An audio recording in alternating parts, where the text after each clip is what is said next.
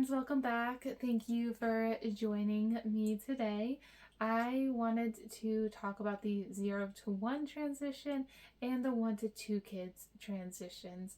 And I'm going to do my best to keep it high level without going into too much detail because that would add a lot of time onto this video. But if there's anything I do touch on, just drop a comment, let me know. I would love to elaborate more and have a more in-depth discussion so that you all know from what I experienced and then what we went through as a family, as our family has grown.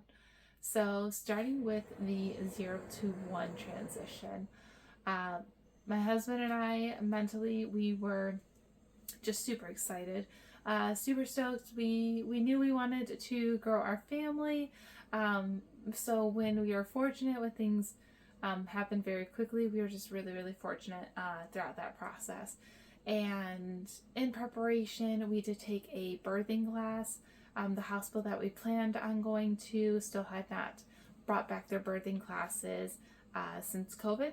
So we went to another hospital, same name, just different location, and took their birthing class, which was super helpful and insightful, just to get some of that basic information and details, and for my husband and I to experience that and just learn the language more and practice, different techniques for relaxation throughout labor.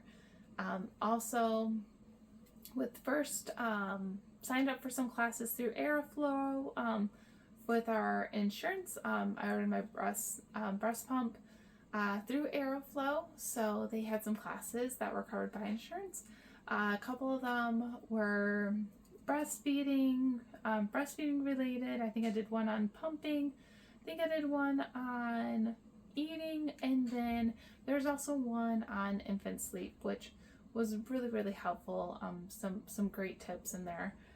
One tip in particular that my husband and I kept reminding ourselves during those early days with our firstborn was that baby waking up 1 to 3 hours throughout the night is normal. That means they're healthy. That is exactly what babies should be doing at that stage of life.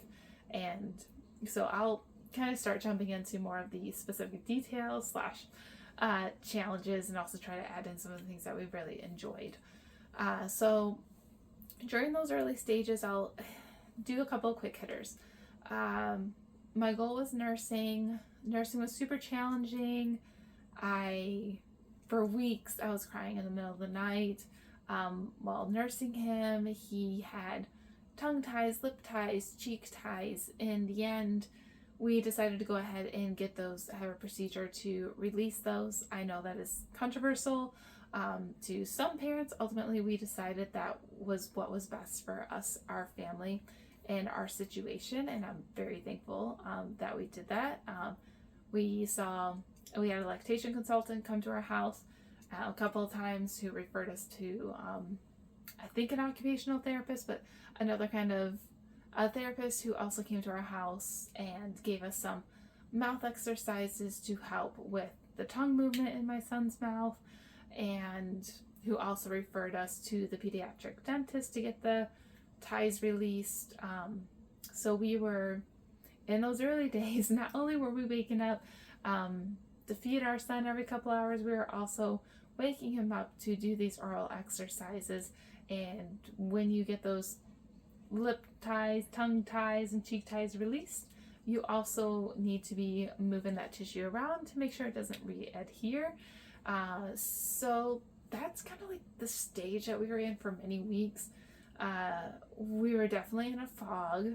We tried a few things to help us try to get some of that sleep. We tried blocking time off, like chunks of time where one of us would always get up with the baby between like certain hours in the night, just so we could try to string together like an hour, 2 hours, or 3 hours of consistent sleep so that we could function and be present enough to take care of our son, because it was really challenging. And in those moments, it's really easy to get super frustrated and to get overwhelmed, and it's just really tough in those days. And so we worked through a lot. We learned a lot, dealing with those ties, the pumping, when to introduce a bottle, which, oh man, the mom guilt. My goal is nursing, and everyone says if you introduce the bottle too soon, there could be nipple confusion, and there's a certain timeline for that. Well, at my wit's ends, I felt so guilty to even attempt to give our son a bottle. It was such a tough decision, so emotional for me in that moment. But as soon as I allowed myself to try it with our son, it was the best relief, like the break that I really needed, to give my nipples some time to heal, because there were gouges out of them, and it was painful. We were working through a lot, so I was just crying, just emotionally drained, exhausted, pain. And so that first time, yes, it hurt to see my husband giving our son a bottle, but then that next speed, when he was able to latch on and I didn't have that immediate like shooting pain, it was so worth it. And the fact that he latched on, and so all my concerns melted away after that moment. It really was everything. Trying to remind myself to not go into too much detail, but that was just such a big moment, for me to get that relief. That was around 3 weeks, so definitely huge improvement, and things just slowly progressed from there. Sleep was hard to come by for a while. Definitely sleep deprived around that 6 to 8 week mark. The fog definitely lifted. We were starting to get 3 4 hours chunks of sleep, and things started to even out. And all the transitions after that, I feel as though we are very lucky, very fortunate. He transitioned really well, just from being in our room to being in his own room, in his own crib, the swaddle to a sleep sack, and lowering of the crib, all these different milestones. They were small, so small in comparison to what we had already worked through previously. So that transition, it was tough. I think it was mostly tough from like a physical point of view, where we were so excited, so stoked, to start our family, and we had some of the preparation pieces in place of what to expect, but then actually being hit with that sleep deprivation, being hit with all these other additional things that we needed to work through, made it really tough. But in trying to focus on that 0 to 1 transition and how it affected our lives and our family style, we were ready for it. We knew that it would take some time, to get our baby. We love adventures, we love traveling, we love hiking, we love doing all these things, and we always knew, as when we started to grow our family, that we would want our baby to join in on that with us, and we wouldn't want to change our lives or our lifestyle, otherwise. So every new thing is a challenge in and of itself, but then after you do it the first time, you do it the second time, things just become way easier, and you realize, I can do this. Like, this is great. Like, we can put him in a baby carrier and go on a hike with each other. We can carry him with us, or we can drive with him hours in a car and still go and explore and still go to wineries. Like, that was important to us, and yeah, it doesn't always work out, and that's okay. And so the transition from physically was really, really tough on us, but how it affected our family, was just all so positive, and so wonderful. So I'll leave it there. I know there's so many more details I can go into, and if you guys want more details about anything that I've already gone over, let me know. Drop a comment, let me know. But now I'm going to switch from the 1 to 2 when we added in our baby girl into our family. So also did some classes through Airflow because I got another breast pump. But there weren't too many more topics that we wanted to go over, take classes on. Just some good reminders about the sleep and expectations, especially in those early days. Everyone says each baby is different. And I knew that going in, but gosh, like she was very different. And actually, before I start going down that road too much, my husband's and my, like where we were at mentally, we were stoked. We always knew we wanted, if we were to have multiple kids, if we were fortunate enough to have multiple kids, we knew we wanted them close together in age. So when we found out we were expecting, we were thrilled. I mean, to the point we always thought we were gonna have a second kid. Like on our registry with our first, we got a double stroller because we always like knew in the back of our heads that that was going to be the route that we wanted to go. And so again, really fortunate. Our kids are 17 and a half months apart. We knew we wanted them close. We knew that would bring other challenges and things to work through, but ultimately that's what we felt worked best for us in our family, in our situation. So baby girl and her arrival, very different from big brother.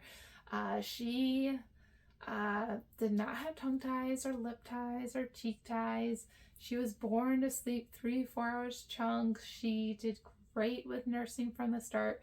I learned with pumping from our first to her to like not pump as much because I had a big oversupply, a lot of oversupply with our first. So I knew how to start reeling that in from the beginning because I would always pump a little bit, but I learned from the first that I was doing too much, and so this time I definitely reeled it back in because having that oversupply has pluses and minuses, and I'll leave it at that, and maybe that can be another topic to discuss. But was very thankful that I made the adjustments this time around. So with her, like, yeah, she gave us, some sleep on and off here and there, but really, like, she was just very different. And the times when it was tough, we had tools that we had learned from our first, of the, hey, like, diapers changed, was just fed, and different like movements because maybe she's gassy, and just doing different legs and bellies and just body movement pushes on the back, and just different things that we learned from our first to be able to apply it with our second.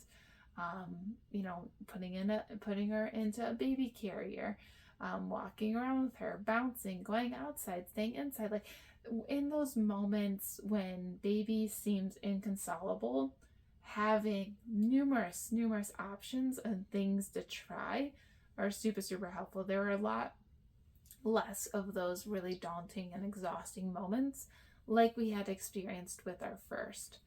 From a family dynamic, it was very challenging.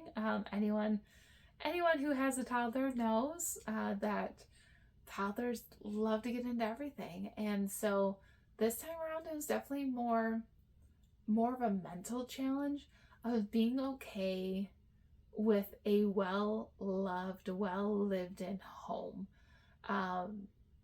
and mentally being okay with that, where you may clean it up every night, but 5 minutes, 10 minutes after toddler's awake, that toddler's pulling everything out.